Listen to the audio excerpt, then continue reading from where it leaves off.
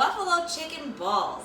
Basically what we're going to do is take the buffalo chicken dip and pretty much essentially make a meatball out of it so that it's a little bit more party friendly where people aren't dipping their hands into the same container. You just take one and you go. It is absolutely amazing. It's spicy, it's cheesy, it's gooey, and it's a party favorite. Okay, the first thing that we're going to do is you're going to get one chicken breast and you're going to poach your chicken breast in salted boiling water. It takes about 15 minutes or so. This way here, when you take it out, it's going to be easy to shred.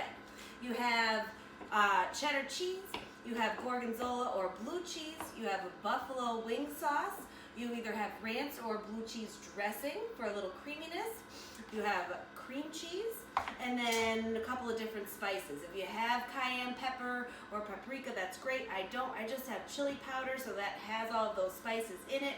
So a little bit of cumin, onion powder, hot sauce, pepper flakes, regular pepper, salt. And then once we put all of that together into our bowl, we're going to form balls. We're going to flour them, egg them, dip them in panko, and we're going to fry them.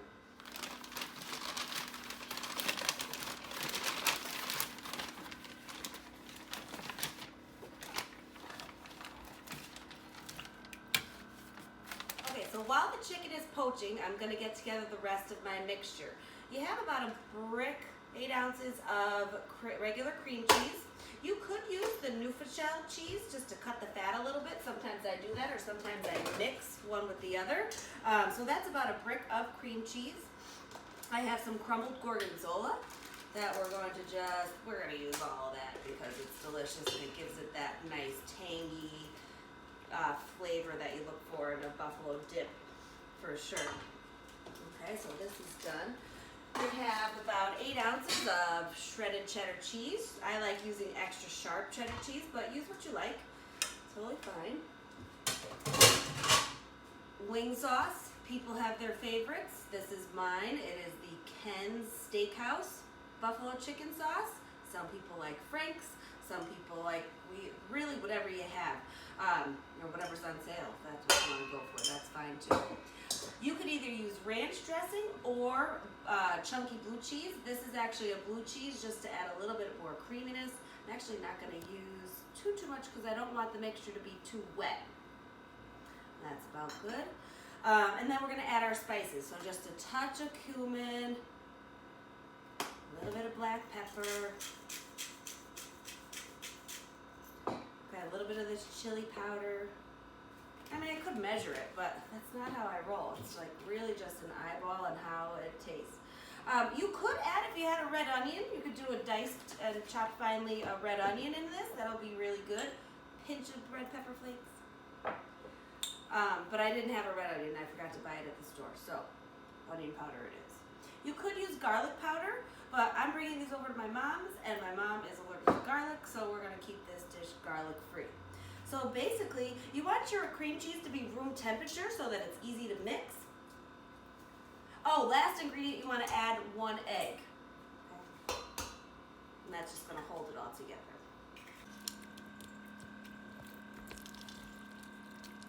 Okay, our chicken has finished poaching. We had mixed together all of our ingredients. So now we just have to shred the chicken, put it into our mixture, and then we're going to create our buffalo chicken balls.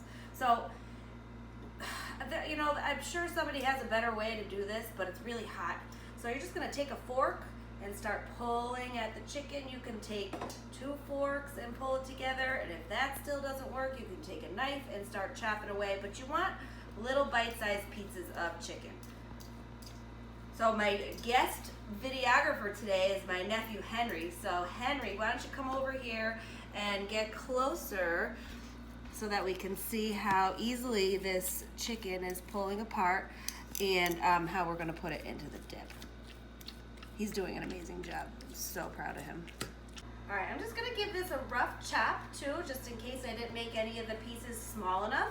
Remember, they're going into meatballs, I don't know about that size, and you don't want to have big chunks of people where they have to tear it apart. It should be a nice bite. And it should all like come together. You should get every little bit of flavor into every bite. So you want to make sure your chicken is shredded nicely and chopped small.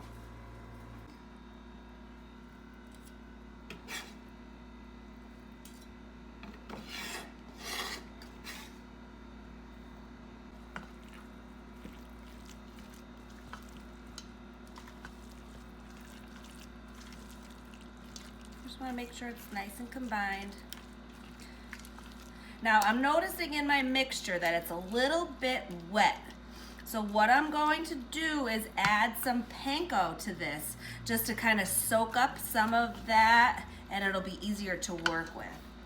So my panko that I put aside to crust them later, I don't know, a quarter cup. I don't know, you don't want to put too much because then you'd have to go back and reassess it. But just enough to kind of soak up some of that, the cheese and the liquid that I put in there so it's not so wet.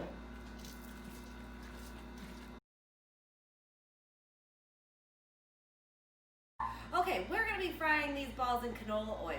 And the mixture is a little bit like on the wetter side compared to regular meatballs. So one trick that I've learned the couple times I made it is to coat my hands with canola oil before I form the balls. So I'm going to de-jewel, and I'm going to use a ice cream scooper to make sure that I have a consistent shape. So my hands are oiled. I'm going to scoop out the right amount of buffalo chicken, and you're just going to create a nice little meatball. Then we're going to dredge it into flour, and then egg wash, and then panko. This is going to get a little bit messy, but you have to work with your hands in order to make sure that you have consistency in size and shape and making sure they all come together. So using the ice cream scooper, again, messy dish, but kind of fun. Right? You want to just use the palms of your hand to form the ball. Again, dredging it in flour. And then an egg. This is the same way, you know, this process of flouring, egging, and putting it into some kind of crust, like a breadcrumb. Sometimes people use nuts for crusts. If you're making chicken, if you're making fish, if you're making pork chops, it's the same process. I probably should be wearing gloves. Nah, you don't need gloves. Okay, so Henry, why don't you get a little close and kind of give me an overhead shot here of what's going on. So, ice cream scooper size. We're just going to form the ball with our hands, dredge this in the flour. Okay, kind of knock off some of the excess like that. Just shake it around a little bit. Then you're just gonna roll it around in this egg wash. Okay, let the excess drip off, and then the rest in the panko.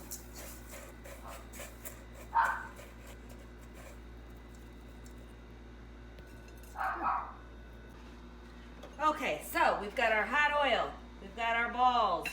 Okay, and you're going to put them in the hot oil.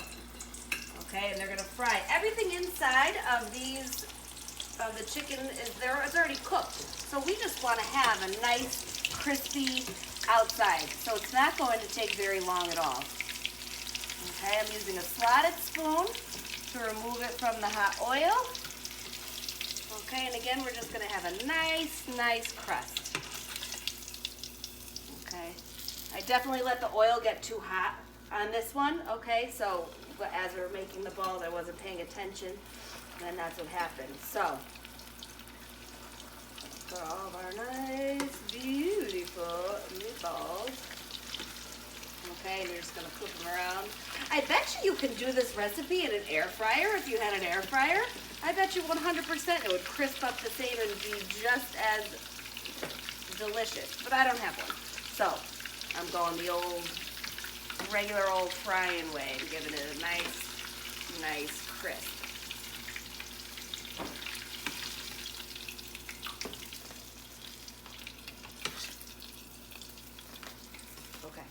Okay, so the first time we did this, the oil was way too hot, so the insides didn't get gooey enough. One way you can test whether or not your oil is ready to fry, is to put a wooden spoon, and if it starts to bubble around the edges, you're ready to go. So this time it's not going to be so violent. So we are going to take our buffalo chicken balls and put them into not so hot oil, because they should cook for about 1 or 2 minutes so that everything on the inside can heat through. So what I did with the first batch there, because they weren't melted on the inside, is I put them in the oven. Okay, so they're nice and crisp on the outside, but I need to let the rest of it warm through.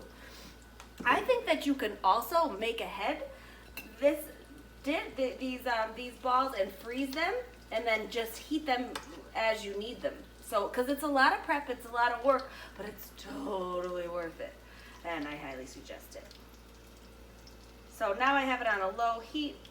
So look this is just what happens when oil splatters. Okay, that was like just a second ago. So you've got to be very careful around hot oil.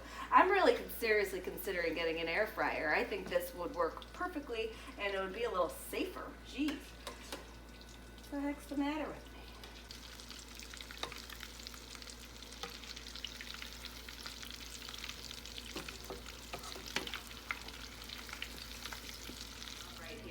You're going to have these, obviously the ones on top are the ones that I fried with the really hot oil, so it gave it a nice crisp, but I put that a little bit, you gotta be careful because you don't want it to be burnt.